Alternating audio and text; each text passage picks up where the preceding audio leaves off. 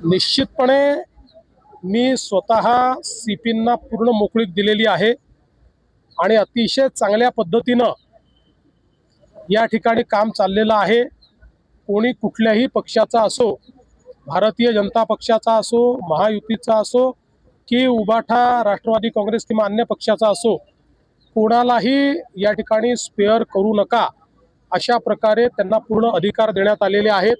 त्यामुळे मला असं वाटतं की ही जी काही गुन्हेगारी आहे आणि विशेषतः गुन्हेगारी करत असताना काही लोक त्याला जो राजाश्रय देण्याचा प्रयत्न करतात, वेगवेगळ्या पक्षात त्या ठिकाणी राजश्री देण्याचा प्रयत्न करतात, तर अशा सगळ्या गोष्टींना मोडून काढायचा आम्ही या ठिकाणी निर्णय घेतलेला आहे। आणि सगळ्यात महत्त्वाचं आहे की कोणाचा काही पास्ट असो, पण आता जर कोणी गुन्हेगारीमध्ये जात असेल किंवा गुन्हेगारीत आढळेल तर त्याला आम्ही सोडणार नाही।